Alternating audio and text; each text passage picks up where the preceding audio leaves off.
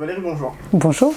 Est-ce que vous pouvez vous présenter un petit peu pour les spectateurs qui vous ne connaissent pas encore et vous nous parler un petit peu de vos activités? Je m'appelle Valérie Alphon, je suis conseillère en budget, j'aide les gens à gérer leur budget, j'anime des ateliers dans tout Israël et puis j'ai écrit 2 livres, tous les 2 publiés chez Albin Michel. Le premier, Slow Shopping Therapy, qui est sorti il y a à peu près 2 ans, et le deuxième, Tout le monde en a un sauf moi, qui parle des enfants, de la surconsommation et comment les libérer de la surconsommation. D'accord. Quels sont les dangers de vivre et de plonger dans une société de surconsommation? Quand je parle des écrans, alors là, je pense que c'est le plus grand danger aujourd'hui. Comme j'ai dit tout à l'heure, c'est parce que c'est gratuit. Et donc, on peut arriver à une surconsommation d'écran. Et là, c'est tellement large qu'il me faudrait 2 heures. Et on n'a pas 2 heures. Mais je vais vous donner juste quelques petits exemples. Qu'est-ce que font les enfants sur les écrans? Souvent les garçons aiment bien jouer à des jeux vidéo. Et là, ils ont du mal à s'arrêter. Mais il y a des raisons pour ça.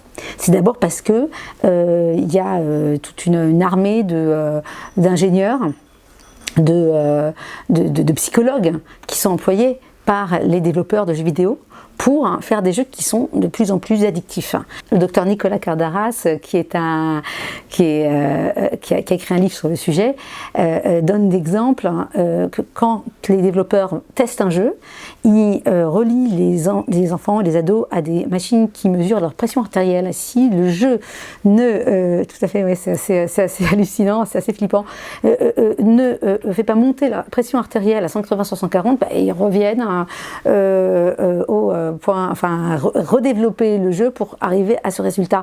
C'est complètement dingue. Hein. Et alors aujourd'hui, les enfants peuvent passer des heures et des heures sur ces jeux. Ils n'arrivent pas à s'en décoller, mais c'est quelque part on devrait avoir de la peine un peu pour nos enfants, c'est-à-dire qui sont là-dessus et se dire mais le pauvre.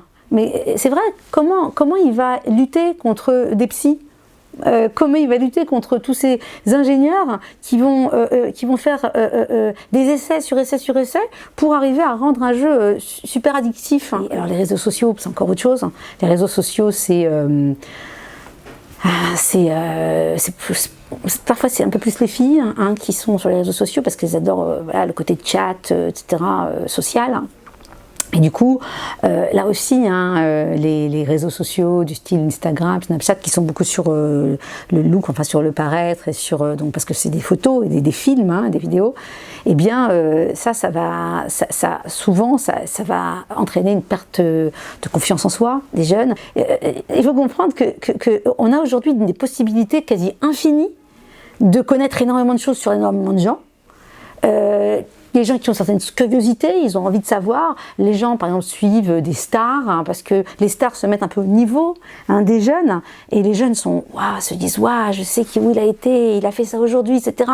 Et en fait, ça alimente toutes sortes de pensées, de réflexions qui n'ont pas lieu d'être. Enfin, je veux dire, pourquoi on devrait passer notre temps à regarder la vie des autres, quoi? Je veux dire, on devrait vivre sa vie. Bien sûr, WhatsApp aussi, pourquoi? WhatsApp. En plus, WhatsApp, il y a des notifications tout le temps. Est-ce que vous savez que les notifications, ça nous donne envie. Chaque fois qu'il y a une notification, en général, on a envie de regarder, donc on va regarder, on perd sa concentration, on est tout le temps là-dedans. WhatsApp aussi, enfin, je veux dire, ça peut-être moindre, et encore, je sais pas. Vous savez, les likes, ce que ça fait au cerveau, ça crée de la dopamine, un petit peu comme le sucre. Voilà. Et donc, c'est une spirale comme ça. La dopamine, vous savez, ça s'appelle l'hormone du plaisir. Et donc, plus on va s'y habituer, on va vouloir revenir, avoir un nouveau like, parce qu'on ressent du plaisir quand on a un like. Et puis après, on se met à douter, parce que hier, on a mis une photo où on avait 50 likes, et puis aujourd'hui, on en a que 25. Vous voyez, c'est fou, quoi. Est-ce qu'on peut vivre à contre-courant de la société? Alors voilà, oui. Je dirais même, non seulement on peut, mais on doit. C'est très fort ce que je dis. Moi, je ne suis pas sûre de grand-chose, mais de ça, je suis sûre. Et là, je vais vous parler justement aussi donc, des valeurs, puisque c'est le 5e chapitre, et aussi de toutes les clés qu'on peut développer pour contrer cette société de surconsommation. Alors, bien sûr, pour répondre à votre question, on peut Mais évidemment, il faut choisir ses batailles. C'est-à-dire qu'il y a... le but, c'est pas justement d'être complètement à contre-courant et d'aller habiter dans une yourte, et voilà, avec sans électricité, enfin, j'exagère, mais le but, c'est bien sûr aller contre surtout si on pense que ça fait du mal à nos enfants, parce que c'est ça en fait. Oui, mais la limite entre les deux, ça veut dire qu'il ne faut pas non plus que l'enfant ressorte une frustration, parce que tant qu'elle est sous le joug des parents, évidemment qu'elle va se soumettre à l'autorité, mais quand elle grandira, elle sera dans l'adolescence, on ne sait pas comment elle se dirigera elle-même. Donc comment gérer la limite entre la frustration et le fait que... Et lutter contre le problème. Ouais. Alors, c'est ok de frustrer les enfants, hein. Je vous dis tout de suite, enfin, ça veut dire frustrer. Bien sûr. Ah ben bien sûr. Parce que le problème, c'est que si vous avez peur de la frustration, puis qu'est-ce qui va se passer? Alors chaque fois vous allez céder, parce que l'enfant, qu'est-ce qu'il fait? Il fait son boulot d'enfant, il pousse, hein. Je veux dire, il va demander. Je vais donner un exemple tout simple, au supermarché. D'accord? Les enfants qui veulent, je veux ça!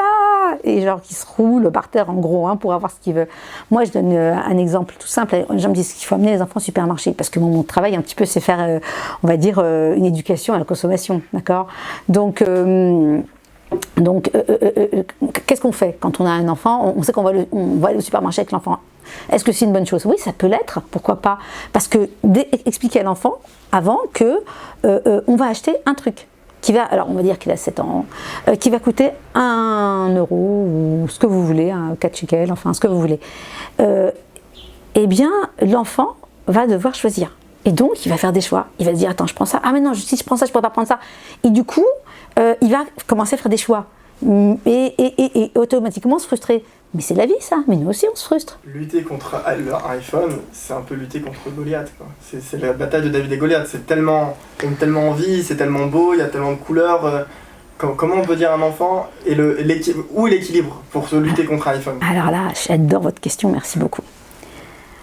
Parlons des iPhones. Parce que comme on a dit tout à l'heure, c'est vraiment pour moi le sujet. D'accord? D'abord, il faut, comme j'ai dit tout à l'heure, si on pense que ça va être négatif pour l'enfant, d'accord, si ça va lui faire du mal, est-ce que je vais dire oui? C'est ça la question. Quand mon enfant veut quelque chose, très souvent, en tant que parent, je vais me dire, attends, est-ce que je peux? Est-ce que c'est pas trop cher? Est-ce que je peux lui acheter? On veut lui faire plaisir, c'est normal. Mais avant de se poser cette question, on devrait d'abord se demander si c'est bon pour lui. D'accord? Et ça, je pense que c'est la base. Très souvent, les parents sont en train de se poser la question si oui ou non, ils devraient l'acheter, ils ont la possibilité de matériel de l'acheter. Mais le problème, à la limite, bien sûr qu'il est là, bien sûr que si je peux pas, mais avant de se poser cette question, on devrait se poser cette autre question, qui est de est-ce que je veux ça pour mon enfant? Parlons des iPhones. Aujourd'hui, les enfants ont des iPhones de plus en plus tôt. Vous donnez un écran personnel à votre enfant. Quel âge? Alors, aujourd'hui, vous avez des enfants en primaire qui ont des iPhones, d'accord? 6 ans. 7 ans, ouais, tout à fait. De plus en plus. 7 ans, 8 ans, 9 ans. C'est complètement hallucinant. Vous donnez ça à votre enfant. Est-ce que vous savez ce que votre enfant va faire avec? Est-ce que vous avez un moyen de limiter ça? Est-ce que vous avez un moyen de limiter ce qu'il regarde? Vous mettez 100 000 filtres, je ne sais même pas si ça marche. D'accord? Je doute. D'accord? J'ai souvent un moyen de contourner les filtres, puis nous, ce qu'on connaît par rapport à ce qu'eux, ils connaissent. Deux, est-ce que vous avez un moyen de limiter le nombre d'heures qui va passer dessus? Le problème, regarder une demi-heure un truc, pourquoi pas, et encore, enfin, faut voir ce qu'il regarde aussi. Mais une fois qu'il est dedans, comment vous allez le décoller? On l'a vu, c'est super addictif, c'est fait exprès. D'accord? Même YouTube, vous avez de l'autoplay, et ils savent ce que vous avez regardé avant. Ils vont vous proposer des vidéos qui ressemblent énormément à ce que vous aimez.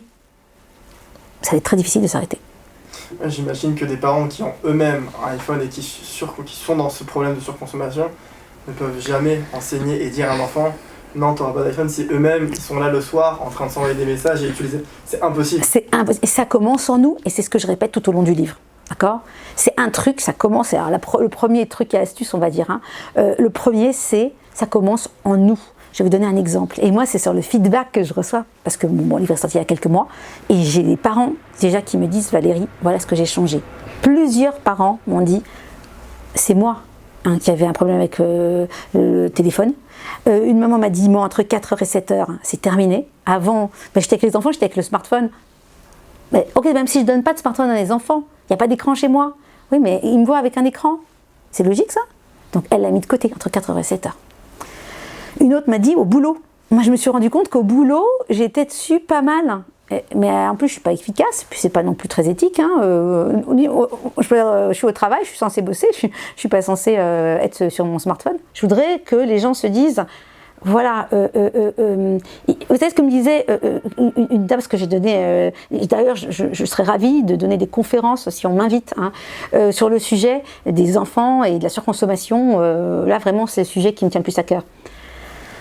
J'ai donné une conférence sur le sujet et une maman m'a dit qu'elle voulait mettre des limites, bien sûr on met des limites avec les enfants, son ado était sur le smartphone et elle lui a enlevé, parce que c'était plus possible, ça faisait une journée, enfin c'était plus possible. La fille a tellement crié que les voisins ont appelé la police. Voilà. C'est un exemple. Hein. Mais pour vous dire, mais il faut avoir de la rahmanout pour nos enfants, parce qu'ils sont manipulés, parce que vous avez il y a des ingénieurs, il y a des psys dont c'est le métier de les rendre accros, nos enfants. Je sais pas, il faut avoir de la rahmanout. Et il faut prendre les choses en main. Il faut se réveiller avant qu'il soit trop tard. Il faut que ça se fasse dans la simcha. C'est super important. Il faut qu'on arrive à avoir une ambiance à la maison qui soit une ambiance de joie, qui soit une ambiance où les enfants se disent il fait bon vivre chez nous. On va discuter avec eux, c'est super important. On va être à l'écoute. Un petit truc, quand quelqu'un vous dit, votre enfant vous dit tout le monde en a sauf moi, ben, vous allez écouter votre enfant. Ça veut dire que vous allez vraiment essayer de comprendre qu'est-ce qu'il y a derrière. Pourquoi est-ce qu'il veut être comme tout le monde? Pourquoi c'est bien être comme tout le monde? Et on va parler de la pression sociale, on va parler de la valeur qu'on a. Pourquoi il veut être comme tout le monde? Pour avoir de la valeur, pour être reconnu aux yeux de ses pairs.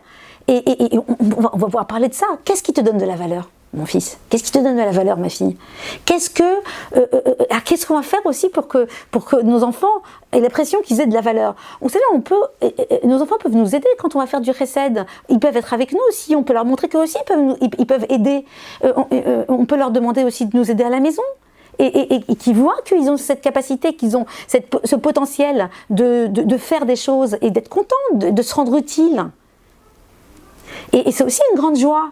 Une grande joie. Enfin, je veux dire, la joie de se sentir utile, elle est magnifique. Elle est parfois bien supérieure à juste un petit plaisir. Bien sûr qu'on peut faire plaisir à nos enfants au niveau matériel, en leur donnant des choses matérielles qui leur font plaisir, mais ça ne doit pas être l'essentiel. L'essentiel, c'est quand même que nos enfants comprennent qu'ils ont des qualités, qui peuvent se rendre utiles, qu'ils soient dans la curiosité, dans le don, dans plein de choses qui les rendent vraiment heureux. Mais et justement, je voudrais vous parler des plaisirs simples. Comment est-ce qu'on crée de la joie? En n'habituant pas nos enfants à être tout le temps dans la consommation et dans le waouh. Comme si tout le temps, vous voyez aujourd'hui par rapport aux loisirs, comme si voilà, il faudrait tout le temps partir au zoo, il faudrait tout le temps faire des attractions, etc. Mais en fait, la plupart du temps, on devrait être dans les plaisirs simples, être ensemble et cuisiner, être ensemble et discuter, être ensemble et jouer, être ensemble, juste être ensemble. Mais c'est énorme déjà, c'est un kiff total. Et on n'a pas besoin d'être tout le temps dans un truc waouh. Et de temps en temps, bien sûr, on va faire un truc waouh. Mais c'est comme ça que les enfants vont avoir de la gratitude. Et pour finir, je voudrais finir par cette petite histoire de cette famille que j'avais rencontrée et qui tous les jours achetait des croissants et des glaces à ses enfants pour le goûter. Les enfants, donc tous les jours recevaient des trucs quand même un petit peu luxe, on va dire. Hein. Ça coûtait à peu près 30 shekels par jour. Et quand les parents ont vu ça, cette somme, ils se sont dit oh, purée, mais c'est trop. Alors je leur ai dit bah, écoutez, donnez-leur que Shabbat. Et c'est ce qui s'est passé. Et là, la maman m'a appelée, elle m'a dit maintenant, quand c'est une fois par semaine, les enfants me disent merci.